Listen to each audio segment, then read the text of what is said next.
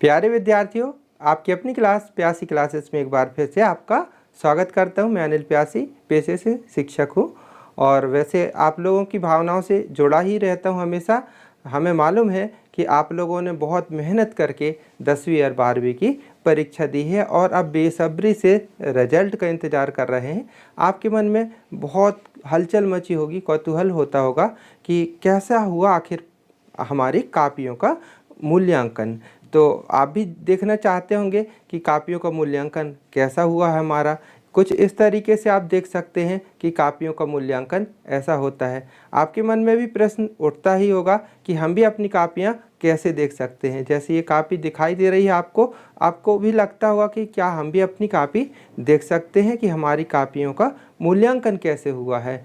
तो बिल्कुल आज के वीडियो पर बने रहिएगा, पूरा अच्छे से देखिएगा, समझिएगा। हम आपको एक एक बात बताएंगे कि कैसे आप अपनी कॉपी को देख सकते हैं और कैसे आप अपनी कॉपी का पुनर्मूल्यांकन भी करवा सकते हैं और इसकी आवश्यकता कब पड़ती है। तो वीडियो पूरा देखिएगा, तभी बात समझ में आएगी। क्योंकि इतनी महत्वपूर्ण बात बहुत जल्दी जल्दी में बता देंगे तो आपको पूरी प्रक्रिया समझ में नहीं आएगी, इसलिए आराम से समझिएगा। तो शुरुआत करते हैं, स्टेप बाय स्टेप बात करते हैं। सबसे पहले ये जानते हैं कि आपको कब ज़रूरत पड़ेगी। तो देखिए, आपका यदि रिजल्ट आता है, भगवान की दया से सबका रिजल्ट बहुत अच्छा है, हमारी तो यही शुभकामनाएं हैं। आपका बहुत अच्छा, सभी फर्स्ट डिवीज़न से पास हो, बहुत अच्छे अच्छे नंबर मिले हैं ना। यदि किसी कारण से किसी विषय में आपको कम अंक आते हैं तो बिल्कुल निराश नहीं होना है, निराश बिल्कुल नहीं होना है। धैर्य से काम रखिए, देखिए, और दुखी भी मत होइएगा। क्योंकि क्या होता है कि आपने परीक्षा तो पूरी मनोयोग से दी, पूरी मेहनत से दी, पूरी मतलब आपके पास जितनी क्षमता थी 100% दिया। अब रिजल्ट स्वाभाविक है आपकी आशा के अनुरूप आएगा तो कोई बात नहीं है। यदि नहीं आया तो दुख तो होता है मन में, पर दुखित होने से कुछ होता नहीं है, समस्या का निदान नहीं होता है ना। आपको क्या करना है, सबसे पहले मैं बताता हूँ कि जिस भी विषय में आपको कम अंक मिले हों तो भावावेश में नहीं बहना है। सबसे पहले उसका क्या करना है, पेपर उठाना है, फिर से पेपर उठाना है कि देखें कि आखिर हम करके क्या आए थे, और आत्मचिंतन कीजिए। क्योंकि सही बात आत्मा से ही निकलती है, तो आत्मचिंतन करना बहुत आवश्यक होता है। तो पेपर उठाइए, देखिए उसके वस्तुनिष्ठ देखिए कि कौन कौन से आपने किए और बड़े क्वेश्चन कितने किए, और कम से कम नंबर आप अपना मूल्यांकन करने की कोशिश कीजिए कि हाँ, इसमें अगर 4 नंबर का सवाल है तो कुछ गलत हो गया तो थोड़ी बहुत 3 नंबर, 2 नंबर तो मिले होंगे। ऐसे करके कम कर करके नंबर आप जोड़ते जाइए खुद, और फिर आप अपना आकलन कीजिए कि भाई हमको 100 में से 80 नंबर तो मिलने ही मिलने चाहिए थे। अब आपकी यदि अंक कितने आ रहे हों, 40 आ रहे हों, 35 आ रहे हों, है ना, 50 आ रहे हों, बहुत कम, आशा के अनुरूप बिल्कुल नहीं है, मैच ही नहीं कर रहे हैं, तो ऐसी स्थिति में आपको बिल्कुल निश्चिंत होकर के क्या काम करना है, पुनर्मूल्यांकन हेतु आवेदन करना है। और कैसे करना है, उसकी स्टेप कैसी होती है ये बताएंगे। लेकिन इसके पहले एक बात और बता दूं, जब आप अपना आत्मचिंतन कर चुके होंगे तो थोड़ी सा कोशिश कीजिएगा कि आपको जो विषय शिक्षक हैं जिन्होंने आपको पढ़ाया है उनसे भी परामर्श कर लीजिए कि सर मेरे को इस विषय में इतने नंबर मिले हैं। क्योंकि शिक्षक विद्यार्थियों के हृदय से जुड़े होते हैं, भावनाओं से जुड़े होते हैं। मैं अपनी बात करूं, मैं तो अपने हर विद्यार्थी के बारे में जानने की कोशिश करता रहता हूं कि कौन कैसा है, किस स्तर का है, और उनको जानता भी हूं काफ़ी हद तक, है ना। तो अपने टीचर से जाकर के समझें कि सर मेरे को इस विषय में इतने नंबर मिले हैं, और आप थोड़ी से देखिए, तो वो भी थोड़ी सा आपका क्रॉस चेक करेंगे और देखेंगे कि नहीं भाई, ये तो कक्षा में हमेशा हर टेस्ट में अच्छे नंबर लाता था और ऐसा है, और इसके इतने नंबर आने ही चाहिए, है ना, और इसकी इतने नंबर तो आ ही नहीं सकते जितने बोर्ड में मिले हैं। तो वो भी आपको सजेस्ट करेंगे कुछ अच्छी बातें, है ना। तो वहाँ से भी समझ लीजिएगा।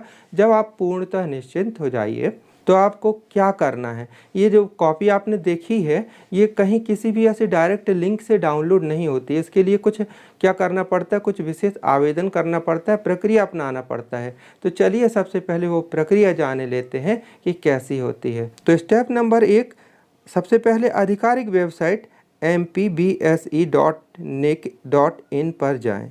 स्टेप नंबर 2, कक्षा 10वीं और 12वीं के लिए उपयुक्त रीचेकिंग सत्यापन पर जो लिंक है उस पर क्लिक करें। फिर स्टेप नंबर 3, लिंक पर क्लिक करने के बाद आपको एक फॉर्म प्रदर्शित होगा। फॉर्म में अपनी सारी डिटेल भरें।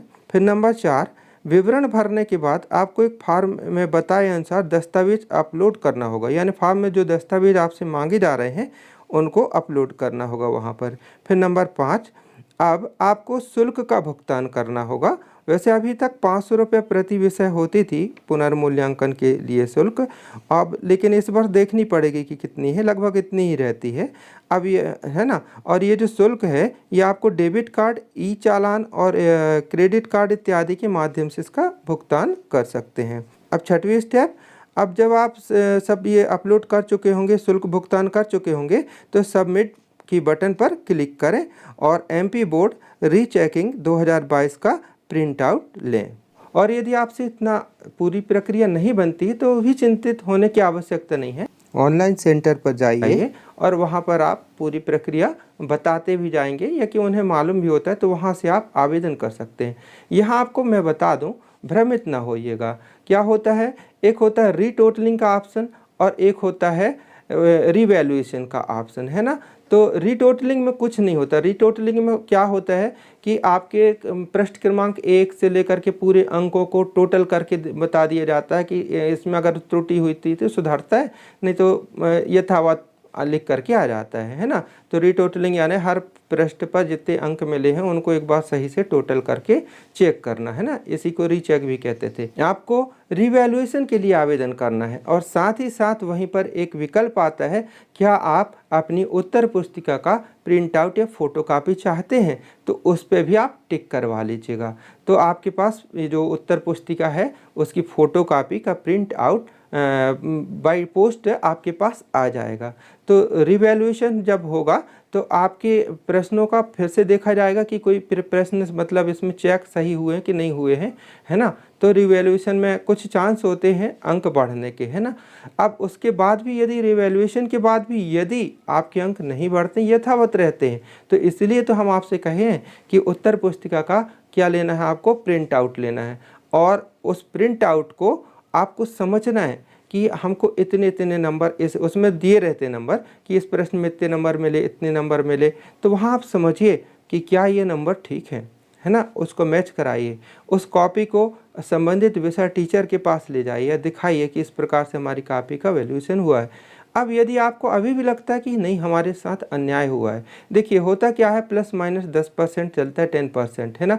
मतलब अंतर आ जाता है कुछ जांचने में, तो 10% मैक्सिमम अंतर होना चाहिए। इससे ज़्यादा का अंतर आता है तो स्वाभाविक आपके साथ अन्याय हुआ है और आप अपने आगे की प्रक्रिया अपना सकते हैं। तो इसलिए टीचर से पहले अच्छे से समझ लीजिए कि हमारी कॉपी ये हमको इतने नंबर मिले हैं। अब यदि आप संतुष्ट हो गए कि नहीं हमारे साथ कोई दिक्कत हुई है, अन्याय हुआ है, तो आपको क्या करना है, आपको बिल्कुल नहीं डरना है, आपको पिटीशन दायर करना है। कोर्ट तक पहुंच जाइए और एक याचिका लगाइए अपने नाम की, मेरे को इतने नंबर अंक मिले हुए हैं।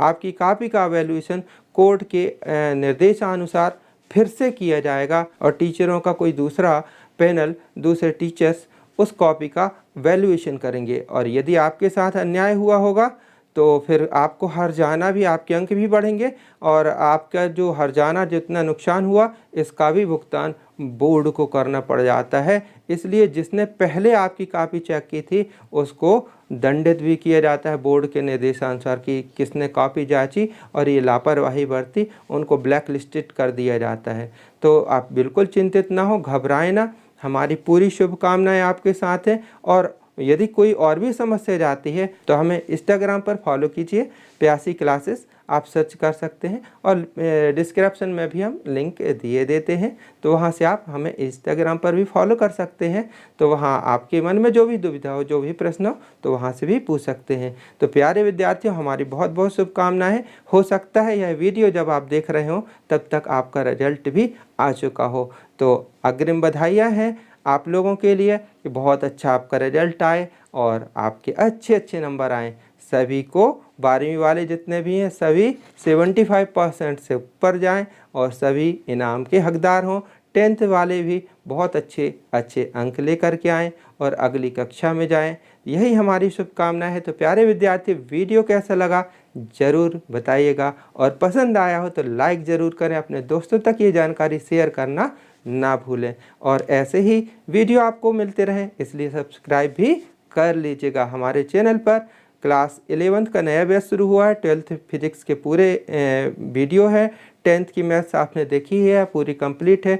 आपके लिए उपयोगी वीडियो मिलते रहते हैं, इसलिए सब्सक्राइब कर लीजिएगा। थैंक यू विद्यार्थियों, मिलते हैं अगले वीडियो पर। तब तक के लिए बाय, जय हिंद।